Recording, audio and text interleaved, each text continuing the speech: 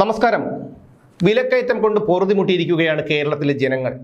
സർവ്വസാധനങ്ങൾക്കും തീ വിലയാണ് കേരളത്തിൽ. പച്ചക്കറികളും പാലും പഴവർഗ്ഗങ്ങളും അതുപോലെ പലവ്യഞ്ജനങ്ങളും എല്ലാം വില കൂടുതലാണ്. അതുപോലെ സർക്കാരിൻ്റെ സേവനങ്ങൾക്കുമുള്ള നിരക്കുകളൊക്കെ വളരെയധികം വർദ്ധിപ്പിച്ചിട്ടുണ്ട്.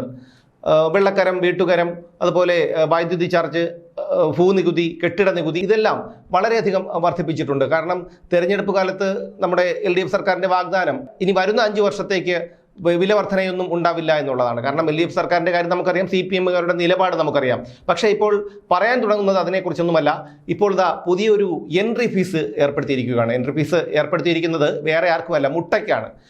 നമുക്കറിയാം, അന്യസംസ്ഥാനങ്ങളിൽ നിന്ന് വരുന്ന വാഹനങ്ങൾ അതിർത്തി കടന്നു വരാതിരുന്നാൽ കേരളം പട്ടിണിയാകുന്ന അവസ്ഥയാണ് കഴിഞ്ഞ കുറേ കാലങ്ങളായി കേരളത്തിലുള്ളത്.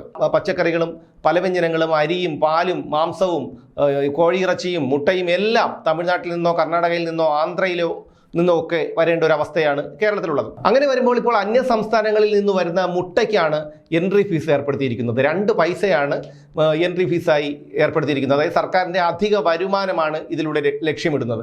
അതിർത്തി കടന്ന് ഇനി ഒരു മുട്ടയ്ക്ക് കേരളത്തിലേക്ക് വരണമെങ്കിൽ 2 പൈസ അധികം കൊടുക്കണം. ഇത് ഈ കയറ്റിക്കൊണ്ട് വരുന്നവരോ അല്ലെങ്കിൽ മറ്റാരും കൊടുക്കില്ല, സർക്കാരും കൊടുക്കില്ല, ഇത് നമ്മൾ തന്നെ കൊടുക്കണം. അതായത് നമ്മളിപ്പോൾ എത്ര രൂപയ്ക്കാണോ മുട്ട വാങ്ങുന്നത് ആ മുട്ടയോടൊപ്പം 2 പൈസ കൂടി കൊടുക്കണം. നോക്കൂ, എന്തൊരു നാണം കെട്ടവന്മാരാണ് ഇവന്മാരണം. തമിഴ്നാട്ടിലെ സേലം, നാമക്കൽ, തിരുപ്പൂർ ജില്ലകളിൽ നിന്നാണ് ഈ 1 കോടിയിലേറെ മുട്ടകളാണ് ഒരു ദിവസം കേരളത്തിലെത്തുന്നത്. 1 കോടിയിലേറെ മുട്ടകളാണ് ഒരു ദിവസം കേരളത്തിലെത്തുന്നത്. അപ്പോൾ ഒന്ന് ആലോചിച്ച് നോക്കൂ, എത്ര രൂപ സർക്കാരിൻ്റെ ഖജനാവിലേക്ക് അധികമായി എത്തും എന്നുള്ള കാര്യം നമുക്ക് ഊഹിക്കാവുന്നതേ ഉള്ളൂ. ഒരു ദിവസം 1 കോടിയാണെങ്കിൽ പിന്നെ കേരളത്തിലെത്തുന്ന കോഴി, താറാവ്, കാട എന്നിവയുടെ എല്ലാം എൻട്രി ഫീസ് 1 രൂപയിൽ നിന്ന് 1 രൂപ 5 പൈസയാക്കി. അതായത് ഇപ്പോൾ നമ്മൾ വാങ്ങുന്ന മുട്ട, അതായത് കോഴിമുട്ട 5 രൂപയാണെങ്കിൽ അതിൽ 1 രൂപ 5 പൈസയും സർക്കാരിനാണ് പോകുന്നത്. കന്നുകാലികളും ആട്, പന്നി എന്നിവയ്ക്കും എൻട്രി ഫീസ് 53 രൂപയാക്കി വർദ്ധിപ്പിച്ചിട്ടുണ്ട്. അതായത് ഒരു കന്നുകാലികളോ ആടുമാടുകളെയോ ഒക്കെ അതിർത്തി കടത്തി കേരളത്തിലേക്ക് എത്തിക്കണമെങ്കിൽ അവരും കൊടുക്കണം 53 രൂപ ഫീസ്. നേരത്തെ ഇത് 50 രൂപയായിരുന്നു, ഇപ്പോൾ 3 രൂപയാണ് ഇപ്പോൾ അതിന് കൂട്ടിയിരിക്കുന്നത്. ഇതിനെല്ലാം പുറമെയാണ് ഒരു കന്നുകാലിക്ക് 27 രൂപ അടയ്ക്കണം. അതോടൊപ്പം തന്നെ ആടിനും ചെമ്മരിയാടിനും പന്നിക്കുമെല്ലാം 16 രൂപ അഡ്മിനിസ്ട്രേറ്റീവ് ചാർജ് ഇനത്തിനും അടയ്ക്കണം. നോക്കൂ, എന്തൊരു ഗതികെട്ടൊരു സർക്കാരാണിത്. കാരണം ഇന്ധന വില വർദ്ധിപ്പിച്ചിട്ട് അന്ന് പറഞ്ഞു വരുന്നൊരു ന്യായം ക്ഷേമ പെൻഷൻ കൊടുക്കാനാണ് സെസ് ഏർപ്പെടുത്തുന്നത് എന്നാണ്. പെട്രോളിനും ഡീസലിനും ഒക്കെ നമ്മളിപ്പോൾ സംസ്ഥാനം അധിക സെസ് ഏർപ്പെടുത്തിയിട്ടുണ്ട്. അന്ന് പറഞ്ഞത് ക്ഷേമ പെൻഷൻ കൊടുക്കാനാണെന്നാണ്. എന്നിട്ട് നമുക്കറിയാം ഇപ്പോൾ എത്ര മാസം ക്ഷേമ പെൻഷൻ മുടക്കമായി. 7-8 മാസത്തെ ക്ഷേമ പെൻഷൻ ഇപ്പോൾ കുടിശ്ശികയുണ്ട്. അപ്പോൾ പറഞ്ഞ വാക്കുകളിൽ നിന്ന് വ്യതിചലിച്ച് അവർക്കൊന്നും ഒരു നാണമോ മാനമോ മര്യാദയോ ധാർമ്മികതയോ ഒന്നുമില്ലാത്ത ഒരു ഭരണകൂടമായി കേരളത്തിലെ ഭരണകൂടം മാറിയിരിക്കുന്നു എന്നുള്ളതാണ്. ലോട്ടറി ടിക്കറ്റിന് വരെ വില വർദ്ധിപ്പിച്ചു. മദ്യത്തിന് എത്ര മടങ്ങാണ് വിലയെന്ന് നമുക്കറിയാം. ഉൽപ്പാദന ചെലവിൻ്റെ എത്രയോ മടങ്ങാണ് മദ്യത്തിനായിട്ട് ഈടാക്കുന്നത്. ഇപ്പോൾ നമ്മുടെ ഈ മദ്യവും ലോട്ടറിയാണല്ലോ സർക്കാരിനെ പിടിച്ചു നിർത്തുന്നത്.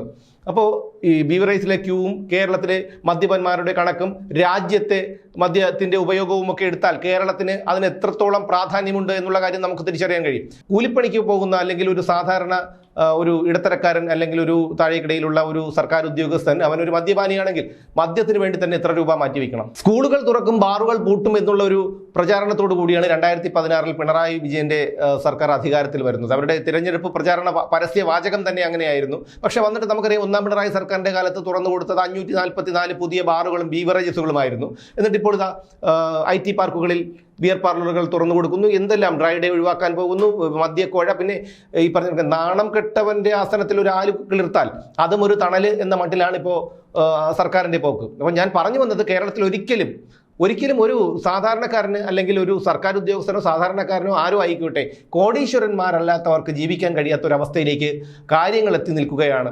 എല്ലാ അവശ്യ സാധനങ്ങൾക്കും വില കൂടി. എന്തായാലും ആഹാരം കഴിക്കാതിരിക്കാൻ കഴിയില്ലല്ലോ. അപ്പോൾ അതുപോലെ തന്നെയാണ് ഭൂനികുതിയും കെട്ടിട നികുതിയും ഒക്കെ എങ്ങനെയൊക്കെ വർദ്ധിപ്പിക്കാമോ അങ്ങനെയൊക്കെ വർദ്ധിപ്പിച്ചു. വൈദ്യുതി ചാർജ് വർദ്ധിപ്പിച്ചതിന് പുറമെയാണ് ഓരോ കള്ളത്തരങ്ങൾ പറഞ്ഞ് വീണ്ടും ഉപഭോക്താക്കളിൽ നിന്ന് പണം പിടുങ്ങുന്നത്. കണ്ടില്ലേ, ആൾക്കാർ പലരും KSEB ഓഫീസിലൊക്കെ ചെന്ന് ബഹളം കൂട്ടുകയും അവിടെ പ്രശ്നമുണ്ടാക്കുകയും ചെയ്യുന്നത് സഹികെട്ടിട്ടാണ്. കാരണം കൃത്യമായി വൈദ്യുതി കിട്ടുന്നില്ല. എന്നാൽ ഒരു ദിവസം വൈദ്യുതി ചാർജ് അടയ്ക്കുന്നതിൽ വീഴ്ച വരുത്തിയാലോ? പല കാരണങ്ങളുണ്ടാവാം. നമുക്ക് മനുഷ്യരാണ്, നമുക്കറിയാം. ആശുപത്രി കാര്യങ്ങളോ അല്ലെങ്കിൽ എന്തെങ്കിലും നമ്മുടെ കുടുംബത്തിലൊരു ദുരന്തങ്ങളോ ഒക്കെ വരുമ്പോൾ നമുക്ക് പണം അടയ്ക്കാൻ അല്ലെങ്കിൽ പല കാരണങ്ങൾ കൊണ്ടും. ഇപ്പം എല്ലാവരും പൈസ അട്ടിയടുക്കി വീട്ടിൽ വെച്ചുകൊണ്ടിരിക്കുന്ന ആൾക്കാരല്ലല്ലോ. അങ്ങനെയാണെങ്കിൽ അവർക്ക് അടയ്ക്കാൻ കഴിയാതെ വരുമ്പോഴാണ് പലരും രോഷം കൊള്ളുന്നത്. കറണ്ട് പോയാൽ പോലും നമുക്ക് വൈദ്യുതി ഓഫീസിലേക്ക് വിളിച്ചാൽ കിട്ടാത്തൊരവസ്ഥയാണ്. അതൊക്കെ എന്താണെന്ന് ഉള്ള കാര്യം നമുക്കറിയാം. അതൊന്നുമല്ല പറഞ്ഞു വരുന്നത്. കാരണം എങ്ങനെയൊക്കെ പിടുങ്ങാമോ അങ്ങനെയൊക്കെ പിടുങ്ങിയിട്ട് നമുക്ക് തരുന്ന, അതായത് പൊതുജനങ്ങൾക്ക് തരുന്ന സേവനങ്ങൾ പോലും കൃത്യമായി തരാൻ സർക്കാർ തയ്യാറാകുന്നില്ല എന്നുള്ളതാണ്. ഇനി എങ്ങനെയൊക്കെ പിടിച്ചു പറിക്കാമോ അങ്ങനെയൊക്കെ പിടിച്ചു പറിച്ചു. ഇപ്പോൾ കണ്ടില്ലേ, AI ക്യാമറ വെച്ചിട്ട് ഒന്നരയോ വർഷമായി കോടിക്കണക്കിന് രൂപയാണ് സർക്കാരിൻ്റെ ഖജനാവിലേക്ക് ആ ഇനത്തിൽ മാത്രം വന്നത്. എന്നാൽ റോഡുകളിൽ ഇറങ്ങി നടക്കാൻ പോലും, വാഹനങ്ങൾക്ക് പോകട്ടെ, ഇറങ്ങി നടക്കാൻ പോലും കഴിയാത്തൊരവസ്ഥയാണ് തലസ്ഥാനം ഉൾപ്പെടെയുള്ള നഗരങ്ങളിലുള്ളത്, കേരളത്തിലെ നഗരങ്ങളിലുള്ളത്. ഇനി ഒരൊറ്റ വഴിയെ സർക്കാരിൻ്റെ മുന്നിൽ മാത്രമുള്ളൂ. കാരണം 2 പൈസ ഒരു മുട്ടയ്ക്ക് എൻട്രി ഫീസ് ഈടാക്കുന്നു എന്ന് പറയുമ്പോൾ ഒന്ന് ആലോചിച്ചു നോക്കൂ. എങ്ങനെയൊക്കെ, കാരണം ഏതൊക്കെ രീതിയിൽ പൊതുജനങ്ങളിൽ നിന്ന് പണം പിടുങ്ങാമോ അങ്ങനെയൊക്കെ അവർ പിടുങ്ങിക്കഴിഞ്ഞു. ഇനി ഒരൊറ്റ വഴിയേ ഉള്ളൂ, അടിവസ്ത്രം ആഡംബരമായി പ്രഖ്യാപിക്കുക പിണറായി വിജയൻ്റെ സർക്കാർ. എന്നിട്ട് ഈ വഴിയെ പോകുന്ന ആൾക്കാരുടെ മുണ്ട് പൊക്കി നോക്കുക, ആ അടിവസ്ത്രം ഉപയോഗിച്ചിട്ടുണ്ടെങ്കിൽ ആ അടിവസ്ത്രത്തിൻ്റെ ബ്രാൻഡിനനുസരിച്ച് ഒരു ആഡംബര നികുതി കൂടി ചുമത്തുക.